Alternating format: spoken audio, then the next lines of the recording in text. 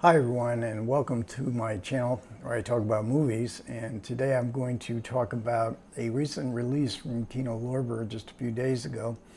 They released Force of Evil, starring John Garfield, written and directed by Abraham Polonsky. And this is, I really like this cover art here. This is often not the case with where we get this, I'm assuming, original cover art. And they don't identify their artist, but I'm assuming that it's probably the same person who designed a release from Kino earlier this year from the lady from Shanghai. This is a slipcase, and it's also the cover of the physical release, but Kino gives you the option of an original poster art. Which I placed on the cover here. Certainly more 1949-ish to be sure, but a bit misleading. Certainly in the case of Marie Windsor, who is billed prominently here. She's hardly in the movie. She has two terrific scenes with John Garfield. However, the main lead, female lead, is Beatrice Pearson. You see down here in the corner, introducing Beatrice Pearson. So this is film noir. It's a story about corruption, a crime movie. It opens with a godlike view of Wall Street with the famous Trinity Church. The camera pans down to a very busy intersection as if up on the 50th floor. And we see people like ants scurrying about in the financial capital of the United States. This is the banking system, the speculative capitalism, the risk-taking. But there's another banking system in New York City, and it's an illegal banking system. It's the numbers racket, the lottery, the illegal lottery. This is many, many years before the lotteries became legal in the United States. It's nickel-and-dime business, but there's big demand. There's risk that people take every day investing in their number. Their number coming out, and they're going to get a big payday. Now, Garfield plays a lawyer, Joe Morse, and one of his clients is a banker of this illegal lottery system, and Tucker.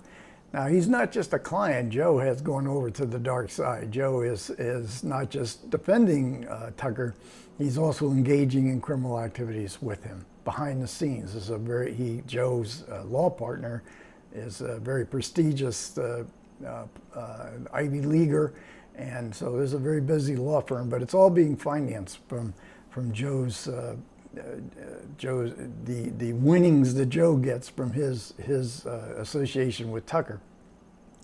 Now, they come up with a convoluted scheme to wipe out the other banks, especially the lesser banks, in order to gain control, sort of a hostile takeover of competing banks.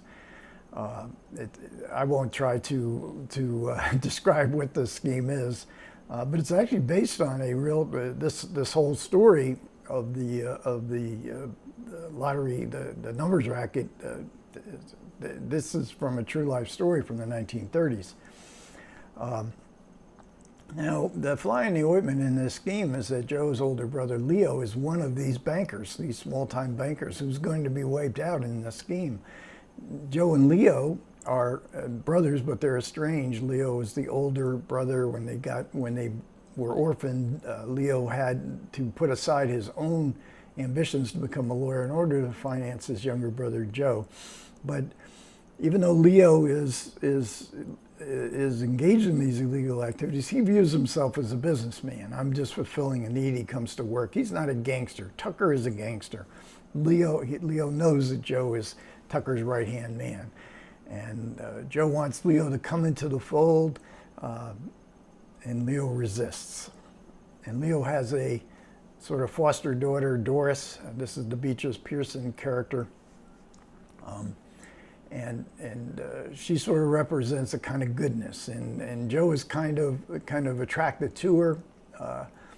Could she be corrupted? Is the whole world corruptible?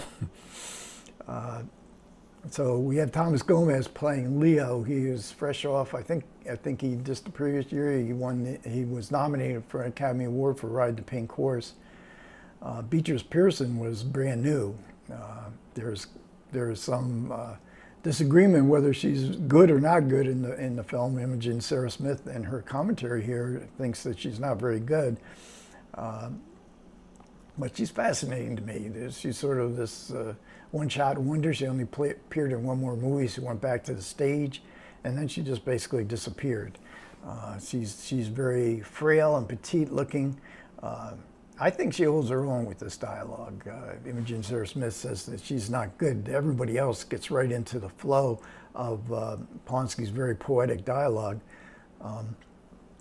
But Garfield and Beatrice Pearson have a scene in a cab that's just an amazing scene, and it sort of evokes a later scene, or brings to mind a later scene on the waterfront with Rod Steiger and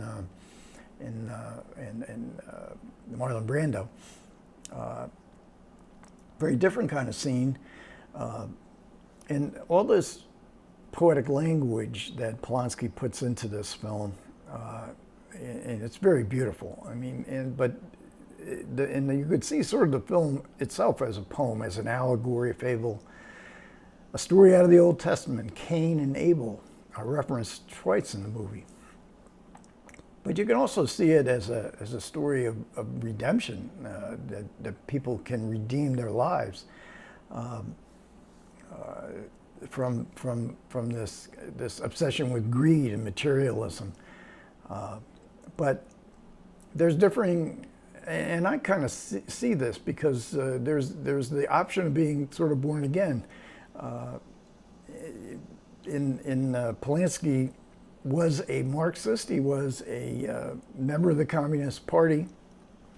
So this kind of redemption kind of plays against that, in the sense that there is no organization that is trying to change Joe. There's no ideology here.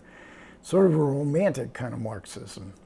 And we have to bring up and here, well, now Imogen Sarah Smith doesn't give this reading to the film, which I feel very deeply, especially at the ending. And Polanski himself, she quotes Polanski himself as, "This is a story of fear, of anxiety, of dread, of where do I belong in this society? If I don't have money, where do I belong? How am I going to survive? I'm living in a merciless world, a world of rugged individualism. And if I don't succeed, there's nobody there that's going to care about me." And and Garfield is this is a very specific interpretation, and certainly a real one, because fear is mentioned throughout the movie. Everybody is living in a kind of fear, a world of fear and dread. So, but is this a Marxist view? So this is the time of the House on Un-American Activities. This is the onset of the blacklisting. So if there's one movie that would represent what the right wing in America wanted to spare Americans from, a Marxist, indoctrination, Force of Evil might be, at the top of the list.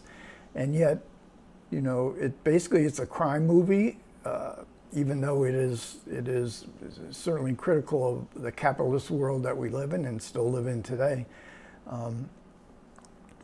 The people who lived in big cities perceive that. They perceive corruption all around them. This is a corruption of the numbers racket survived by paying off police, paying off certain people in the government. That's the way they perceive the world. We know it's a rigged world. How can we succeed? When everybody is corrupt at the top. And in small town America, the big city was seen that way. So this movie is not telling, or any of these films that are critical of capitalism and showing it as a very corrupt and greed-oriented system, it's not new to anybody. The people in small town America would view the big city as a den of corruption, a den of evil, and a force of evil.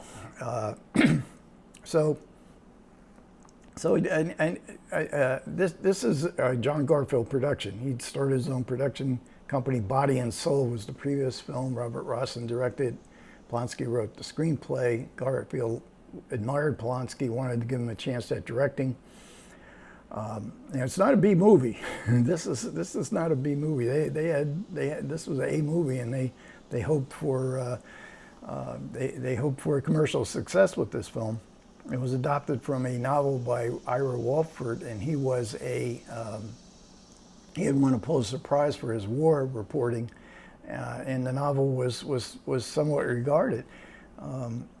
And Walford wrote the adaptation, the structure of the film, and Polonsky wrote all the dialogue. So getting back to the Blacklist, because Blacklist is such an interesting topic for me, because there was nothing illegal about what Polonsky was. He was a left-winger, he was an unrepentant Marxist. He had been, and probably still was, a member of the Communist Party. None of that was illegal. In the war, he served in the OSS. He also served in the OSS with Sterling Hayden, also a member of the Communist Party. When it came time to name names, Polonsky wouldn't do it. Sterling Hayden did, and Sterling Hayden named Polonsky, and Polonsky's career was, for all intents and purposes, over. Sterling Hayden went on to star in many movies throughout the 1950s. So for Garfield, who was also a left-winger, he was under the gun too from the House on Un-American Activities Committee. He didn't know what to do. He was conflicted. He was tortured. And some of that element of his personality really comes out in his great performance here as Joe Morse in Force of Evil. His friends say it pretty much killed him. He had scarlet fever as a child. He didn't have a strong heart. He started drinking. He really, neither the left wing or the right wing liked him. They had lost their respect for him. Perhaps he was losing respect for himself, and he died of a heart attack. Now for Polonsky, and there were other people blacklisted in the cast and the producer, but Polonsky learned about his subpoena when he was in England. He could have stayed like Joseph Losey did and try to restart his career in England. Instead, he regarded himself as an American. For right or wrong, I'm an American. He came back, but he wouldn't name names. So he had a sense of honor. You know, I'm a communist, you know, I'm a Marxist, but I'm not telling. And that's what they wanted. They wanted these people to debase themselves, to betray their friends. If they didn't do that, they would be blacklisted. Or the committee never blacklisted anything. It was the studios that were worried about government intervention in the film industry that decided to blacklist these people to stay on the right side of the right wingers in the government.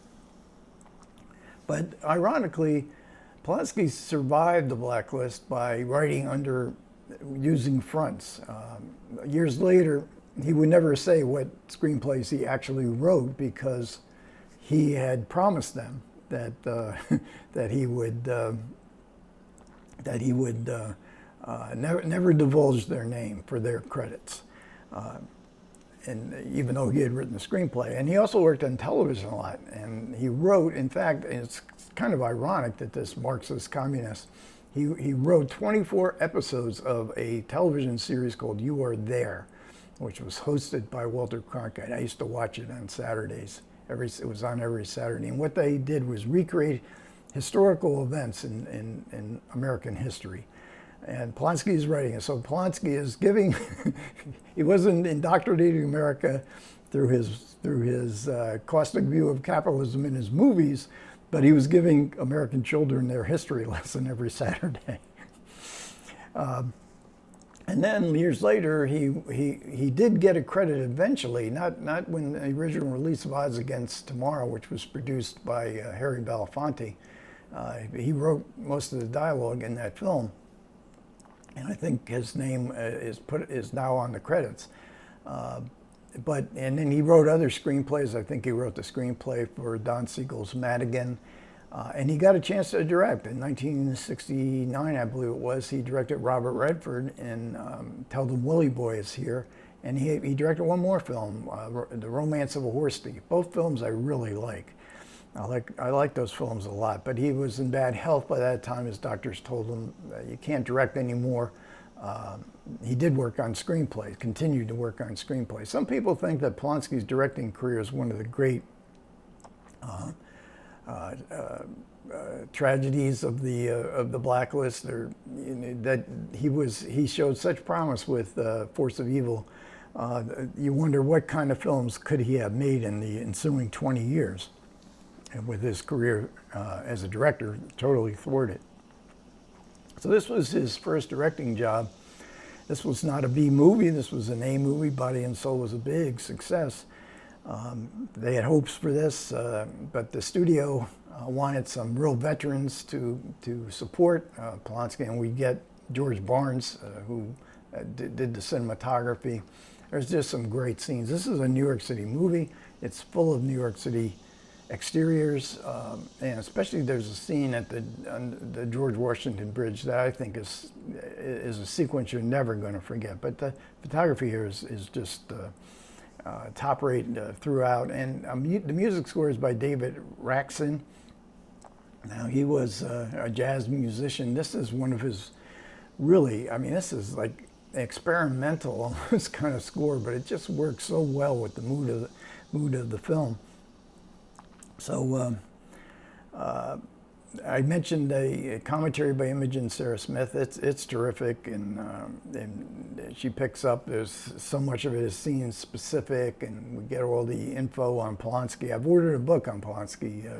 There's only one biography, a used book. It hadn't arrived yet before before making this video. And we get a introduction by Martin Scorsese. Now he lived in New York City, grew up in New York City during this era, and Force of Evil was on TV a lot. Now I'm a little bit younger than Scorsese, but I watched it every time it came on. This was when I didn't know what film noir was. I don't think it was even a thing yet in the 1950s, and but I didn't care. I loved Garfield, and I loved this film. And kudos to Kino for really this film looks really sensational on this Blu-ray release. Okay, thanks a lot for everybody who managed to listen. I do appreciate it. Comments are welcome. Take care.